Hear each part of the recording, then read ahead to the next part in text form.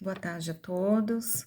Meu nome é Jacilene, eu estou como assistente social de um serviço que atende crianças e adolescentes vítimas de violência doméstica, né? E hoje eu estou aqui para falar sobre o 18 de maio, essa data tão importante e essa temática tão cara para nós que trabalhamos em SPVVs, né, da cidade de São Paulo. Então eu acho que é em nome de todos os profissionais dos SPVVs. E o dia 18 de maio é o dia de combate à violência muito específica, a violência, abuso e exploração sexual de crianças e adolescentes.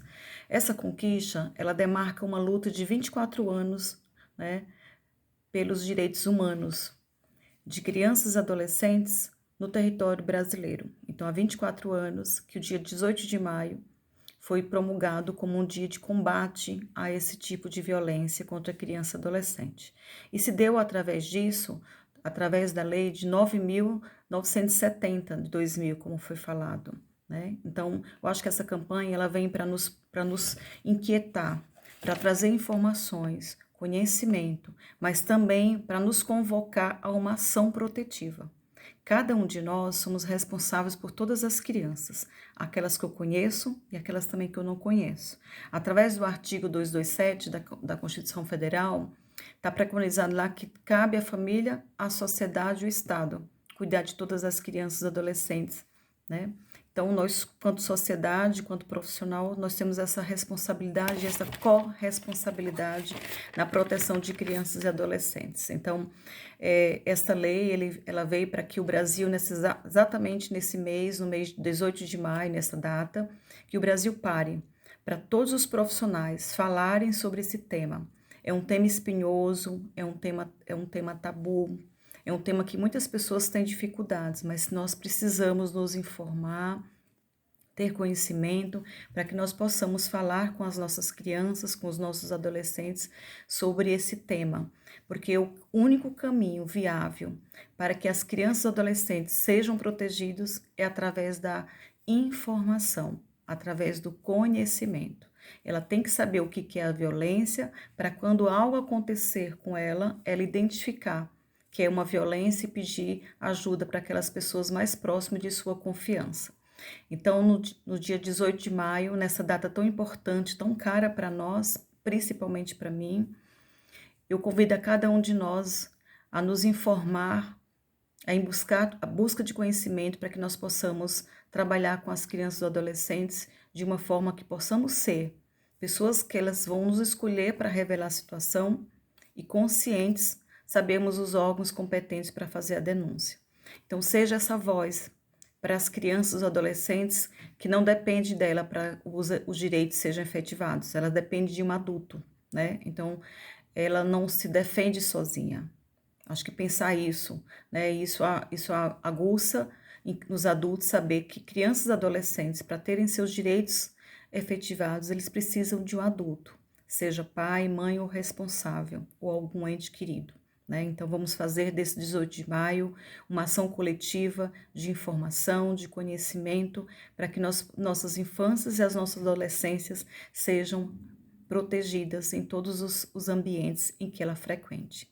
Não também devemos também falar um pouquinho sobre os canais de denúncia, né? Quais são os canais que eu posso denunciar, seja de forma anônima, seja de forma direta, né? Então, os conselhos tutelares que estão mais próximos das famílias, também qualquer serviço, público ou não, você pode ir lá e eles vão fazer as orientações, os encaminhamentos cabíveis, mas tem o Disque 100, que você pode ligar, contar a situação, o endereço, o nome da criança, o nome do suposto autor da violência, se possível, com os maiores contatos e informações que vocês puderem, né? E dizer exatamente como a criança ou adolescente relatou a violência.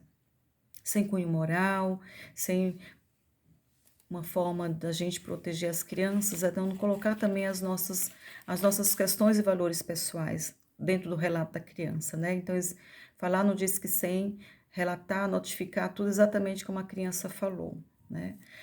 Eu também queria colaborar nessa data tão importante, tão cara para nós, dos SPVVs, e para mim, que eu levo essa bandeira, né, de que o meu conhecimento eu vou socializar com outras pessoas, né? Então, nós dos SPVVs, que trabalhamos em SPVVs, nós temos maiores elementos de falar sobre a violência, porque somos nós que trabalhamos sobre esse fenômeno, que é um fenômeno multifacetado, né, difícil identificação, dependendo da violência, se ela não deixa marcas pelo corpo, mas principalmente para a gente também socializar um pouco com vocês, para quebrar esse mito, né? Então eu vou trabalhar agora, socializar com vocês um pouquinho sobre duas perspectivas. Em todos os momentos e lugares que eu vou, e aí a gente começa a falar sobre a violência, os fatores de risco e de proteção contra criança e adolescente, a maioria das pessoas me faz uma pergunta, né? O que eu faço quando uma criança revela para mim, ou um adolescente revela para mim sobre uma situação de abuso sexual ou exploração sexual?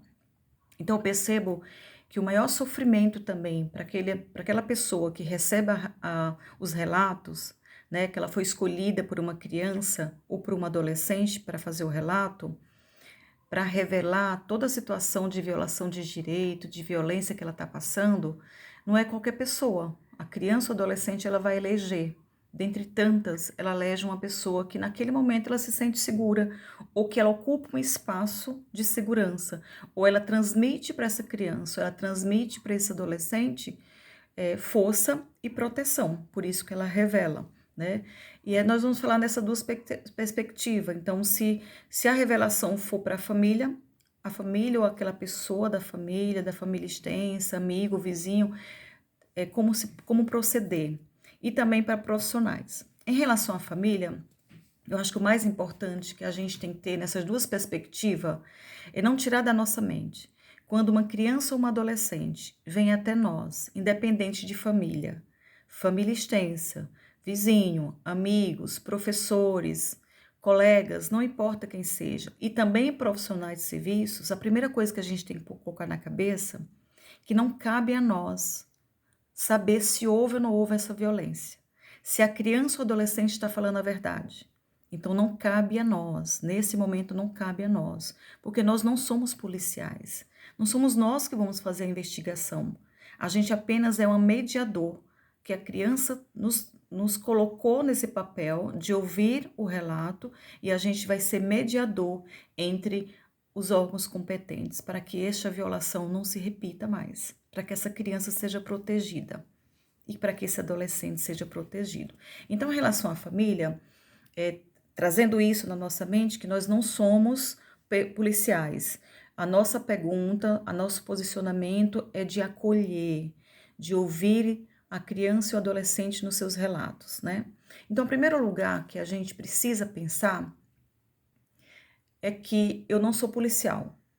Não cabe a mim dizer se esse relato aconteceu ou não aconteceu. Se aconteceu exatamente como ela está relatando, isso não importa. Então, nesse momento, vamos imaginar que a família, familiares extensos, amigos, vizinhança. Se a criança ou adolescente chegou até você para revelar uma situação de violência, de abuso sexual, de exploração sexual, a primeira coisa que você tem que pensar é que se tiver mais pessoas no ambiente, você vai se retirar com essa criança, se retirar com esse adolescente para um local que vocês consigam conversar sem ser interrompido por outras pessoas.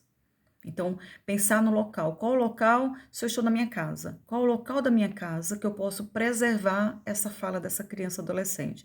Para que as pessoas não entrem, não interrompam. Porque se ela te elegeu, ela não elegeu as outras pessoas. Né? Então, você tem que levar em consideração que você precisa buscar um local, né, naquele espaço mesmo que você esteja, um local adequado para que você possa fazer essa escuta. Um outro elemento que deve se levar em consideração é que eu fico imaginando se a família, né,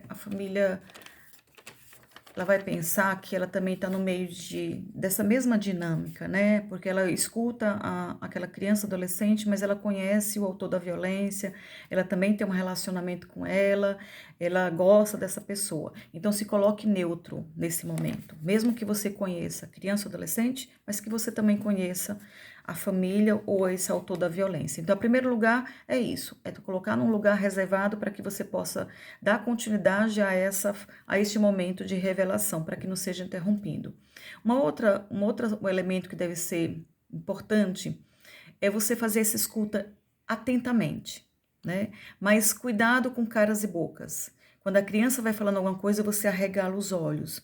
Você faz o seu corpo vai fazendo movimentos que pode dar a entender para aquela criança que está revelando que aquele assunto está te incomodando ou que você está amedrontada, né? Então, cuidado com os movimentos que você faz com o seu corpo, que possa dar a entender a essa criança que não está sendo legal a revelação, que você está duvidando, ou que você está com medo, ou que você está estressada com a situação. Talvez ela pode parar o relato e dizer que não foi nada, que era brincadeira. Né? Então, cuidado com os movimentos que você faz. Então, além de ter o lugar reservado, ouvir atentamente, se controlar para que seu corpo não faça os movimentos, nem suas mãos, nem os seus olhos façam um movimento que dê a entender para o outro que ele não tem mais segurança de continuar o relato. Um outro elemento importante é que se você precisar interromper essa criança, que seja um momento que você vai ter que identificar quem foi que fez isso. Se foi o pai, se foi a mãe, se foi o irmão, se foi o avô, o tio, o vizinho. Se deixar claro, você não precisa interromper. Então, não interrompa o relato da criança nem do adolescente, porque ela está tendo naquele momento uma força interna para ela ter coragem de falar aquilo que ela vivenciou, que ela está vivenciando. Né? Então, é importante não interromper a criança. Só interrompa se caso você não compreender quem foi o autor da violência. E aí você, de uma forma simples, você vai tentando perguntar com perguntas abertas, não dizer foi seu pai, foi seu avô, se foi seu tio, mas dizer eu gostaria de saber quem fez isso com você, né? Por exemplo, né? Outra situação, outro elemento que eu acho que é importante no momento do relato é que se tiver algumas situações que ela revela que o abuso foi com toques, não faça perguntas desnecessárias.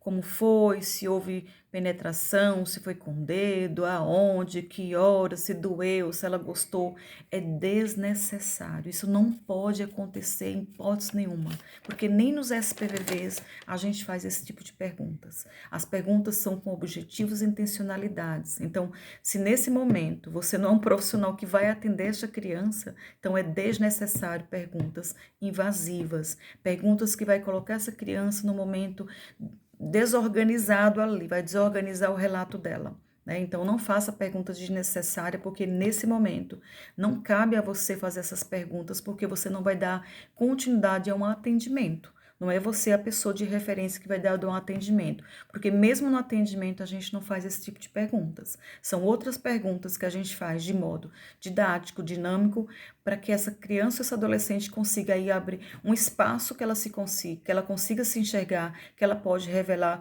alguns sentimentos no momento do momento do ato da relação ou no momento da violação de que estava ocorrendo com essa pessoa.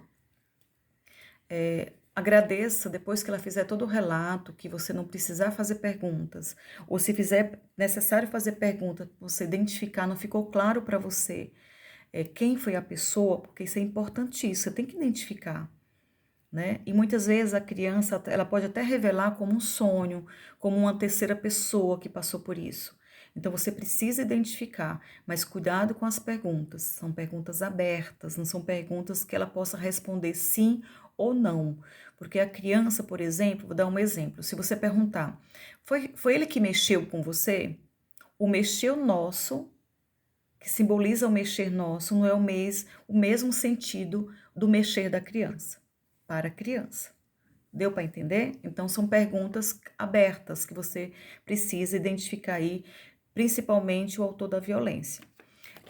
Depois que ela fizer todo esse relato, você vai ter que agradecer a ela. Acho que é o momento de acolher e agradecer a ela por essa força, por ela ter coragem, ter tido coragem de revelar. Se foi uma situação que aconteceu há 2, 3 anos e você falar, por que você não revelou antes? Por que você não procurou sua mãe? Por que você não procurou outra pessoa? Isso é péssimo para a criança, porque vai colocar no ombro dela uma responsabilidade que não é dela. Talvez ela não esteja preparada, ela não estivesse preparada para revelar antes, porque não é que ela só depende dela. Lembra que eu falei que ela escolhe, ela escolhe a quem ela revelar?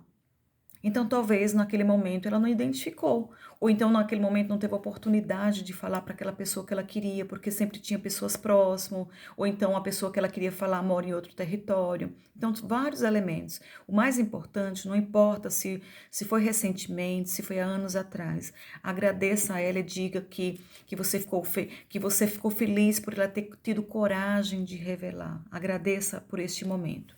Uma outra situação que acho que é importantíssimo também você falar, nesse momento tão íntimo que vocês duas estão lá, que vocês dois estão lá, eu acho que é dizer o que vai acontecer agora em diante, né? Ser uma revelação de que ela vai ter que voltar para esse espaço, na presença do autor da violência, dentro da casa dela ou na vizinhança, você vai ter que explicar para ela que o que aconteceu com ela é uma violência, isso é muito grave, mas ela não é culpada. Ela não tem culpa nenhuma na situação, mas que você precisa passar essas informações adiante para você conseguir, junto com aquelas pessoas, que seja da família, alguma coisa, para proteger ela. Então você pode perguntar para ela que quais são as pessoas ou a pessoa que você poderia contar e que você se coloca também, inclusive, junto, se ela quiser, você estará ao lado dela, ou se ela autorizar para você falar exatamente o que você me relatou agora, eu posso, quais são as pessoas que eu posso falar nesse momento? E ela pode dizer, você pode falar para minha mãe, ou então dizer, eu gostaria muito que você falasse, mas eu estarei lá, se você quiser. Você quer que eu acompanhe? Você quer que eu chame sua mãe, aquela pessoa que está aqui, para eu falar? E eu fico junto com você. Ou então você precisa falar, porque precisa proteger. Você não precisa passar mais por essa situação, porque você precisa proteger. E quem vai te proteger não é você só, aí você vai ter que falar as figuras de apoio dessa criança de proteção. Se não foi o pai e a mãe, sua mãe e seu pai vai ter que proteger você. Ele não pode acontecer isso, ele não pode mais ter contato com o seu corpo. Mas dizer de uma forma para não amedrontar, né? E eu acho que a gente precisa ouvir também o desejo da criança, né? Se ela falar, olha, nesse momento eu não quero que ninguém saiba, e aí você precisa falar com ela, trabalhar com ela sobre alguns mecanismos protetivos, né, de autoproteção, porque você não vai estar naquele espaço. Mas você precisa ir conversando com essa pessoa para dizer para ela que ela precisa e que você precisa também contar isso, porque você não é responsabilidade sua, né, de vocês duas, porque até o momento só você sabe. Então você vai ter que conquistar essa criança ou esse adolescente para que ela consiga compreender que, já que ela revelou, ela precisa ser protegida. E aí eu acho que contar com essa pessoa que ela eleger, dizer, tá, você pode contar e se colocar à disposição para estar junto, ou se ela não quiser estar junto, você fala, você me dá autorização para eu contar tudo isso que você contou para fulano, para cicrano, porque se você não identificar quem é o autor da violência, você pode recorrer à primeira pessoa que sai na nossa cabeça, pai e mãe. Mas se for uma dessas pessoas que violentou, que violou o direito dessa criança e adolescente. Você vai falando para o autor da violência, né? Então, ter muito cuidado e aí eleger essas pessoas. Então, eu acho que nessa perspectiva, quando acontece com crianças e adolescentes, quando é revelado para a família, para alguém família extensa, vizinhos, né? Quando o caso é revelado para um profissional, e esse profissional não importa qual que é a função que você esteja ocupando neste serviço, e se esse serviço é da proteção, se esse serviço é da assistência, se esse serviço é da saúde, da cultura e lazer, não importa. Então, não importa a política que você esteja trabalhando, não importa a função que você exerça, o mais importante é que, se nós somos profissionais, eu espero que nós profissionais tenhamos capacidade de compreender sobre esse fenômeno, conhecer esse fenômeno, porque eu só vou poder ajudar o outro se eu conhecer esse fenômeno. Então, eu, quanto profissional que trabalho com infâncias e adolescências, primordial eu conhecer, eu fazer pesquisas, fazer supervisão técnica no serviço, solicitar que para o gerente, né, que a equipe precisa de formação, que a equipe precisa falar sobre esse tema. Então, eu espero que todos os profissionais de qualquer serviço precisem ter essa formação, esse conhecimento, essa informação, como também protocolos, para eu saber o que ia acontecer em uma situação parecida no meu serviço, a quem eu vou recorrer, aonde eu vou relatar, com quem devo falar. E aí o fluxo, né? São duas coisas diferentes. Os protocolos internos dessa instituição que eu trabalho, quando uma situação de revelação de violência contra a criança e adolescente acontecer, independente de quem for, o que a gente tem que proceder, como tem que proceder. E outra perspectiva é o fluxo. Então, se eu trabalho na educação, por exemplo, na educação, qual é o fluxo que esse serviço realizou junto com os serviços do território para dizer, na revelação de uma violência, eu tenho os protocolos internos, mas qual que é o fluxo? Eu encaminho para o Conselho Tutelar, eu encaminho para a delegacia, eu vou encaminhar para o CREAS, que é o Centro de Referência Especializado da Assistência Social, para onde eu vou encaminhar? Então, são essas duas perspectivas que cada serviço precisa saber. Né? Então, independente de quem vai acolher essa revelação, a primeira coisa também é tirar essa criança de um espaço. Então, se ela me revela no CCA, vamos imaginar que eu sou uma funcionária do CCA, ela me revela no CCA e está naquele local de interação com outras crianças. Então, eu vou tirar essa criança desse local, vou levar para um local adequado, que ninguém me interrompa sobre o relato, né? Para que essa criança seja protegida também, ela se sinta protegida nesse espaço, para ela continuar relatando sem ter interrupção. Fazer essa escuta atenta, exatamente, colocar no papel exatamente o que a criança falou, não interrompê-la, e se for necessário interromper, fazer perguntas não invasivas, desnecessárias. E no momento do relato, eu procurar escrever, fazer esse relato exatamente como a criança falou, sem colocar o meu achismo, sem querer explicar, trazendo minhas concepções de entendimento, mas colocar de preferência as falas da criança, né? Para que não haja dualidade. E outro elemento importante é que essas perguntas elas devem ser abertas. Muitas vezes a gente fala, foi seu pai que fez isso? E a criança com aquele medo, com aquele receio, porque também não é fácil para ela estar revelando tudo isso que acontece, porque quando a criança passa por violência, seja qualquer tipo de violência, mas principalmente a violência sexual, a exploração sexual, já está embutido outras violências que é as ameaças, a violência psicológica. Então ela precisa dessa força interna e desse amparato que ela se sinta protegida para que ela consiga fazer esse relato, né? Então, cuidado com as perguntas, e as perguntas devem ser abertas, porque se for para perguntar, para que a criança, principalmente as crianças mais novas, ela responda com a cabecinha se é sim ou não, elas podem não compreender a pergunta. Então, fazer perguntas abertas. Outra situação, além de agradecer a criança também, né? E aí dizer para a criança quais são os passos seguintes, né? Então, eu sou a tia da cozinha, né? Ela revelou, eu passei por todos esses passos, protegi no ambiente adequado para nós continuarmos conversando, deixei a criança ou adolescente falar sem interromper. Na dúvida de alguma situação, eu fiz alguma pergunta aberta, principalmente para identificar quem que é o autor da violência. Estive ao lado da criança e do adolescente ali todo momento, sem fazer caras e bocas, me contendo com meus movimentos do corpo, do olhar, né, para que ela não perceba que essa situação está também trazendo sofrimento. Eu preciso procurar as pessoas responsáveis, mas antes de eu procurar as pessoas responsáveis, eu preciso autorização dela. É dizer para ela, olha, o que aconteceu com você é uma violência, isso não pode acontecer, e essa pessoa tem que ser responsabilizado legalmente. Mas você não tem culpa. Em toda situação que você me revelou, você não tem culpa. Você não tem culpa nenhuma da situação. E dizer para ela que é um assunto muito importante e que você precisa repassar essas informações para tal pessoa. Então, se eu sou a tia da cozinha, a operacional, a merendeira, ou então o instrutor, o oficineiro, o professor de música, não importa. Se eu vou ter que dizer para ela que eu vou ter que levar para a pessoa acima de mim.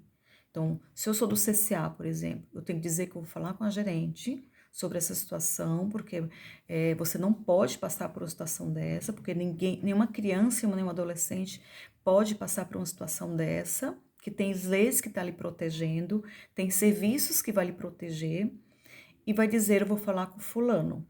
Você pode me autorizar a falar com fulano? Ou então você também pode ofertar para essa criança ou para esse adolescente, se você quer, pode ir junto para ela falar com fulano, e aí você vai dar o nome. O que não pode é dizer, olha, a criança ou adolescente vai dizer, não quero que você fale para ninguém. Você vai dizer, olha, mas é importante, porque você vai voltar para casa e essa pessoa vai continuar fazendo isso que você me relatou, isso não pode. Né? E aí, de preferência, vocês vão alinharem ali naquele momento com a criança ou com o adolescente. Se ele autoriza, você chama essa pessoa até esse local e você estará junto com ela, de preferência, se você perceber, se pega na mão da criança, ou se ela dizer que não tem coragem de falar tudo de novo, você fala, eu posso revelar, mas eu quero você junto comigo. E aí você vai ter que levar para as instâncias maiores do seu serviço. Né? E aí, com protocolos internos do serviço e com os fluxos construídos, essas notificações elas têm que chegarem no conselho tutelar, na delegacia, nos órgãos competentes aí com fazer a defesa do direito da criança e do adolescente. E também lembrar para as crianças e os adolescentes quais são esses mecanismos também, esses canais de denúncia, né? Eu fico imaginando que não é fácil para quem fala, também não é fácil para quem recebe esses relatos, mas nós seremos a voz da proteção dessa criança, desse adolescente. Talvez ele nunca mais possa repetir esse relato para uma outra pessoa. Por isso, fiquemos atentos. E que o 18 de maio eles nos chamam, eles nos convocam para ações, e essas ações devem ser protetivas.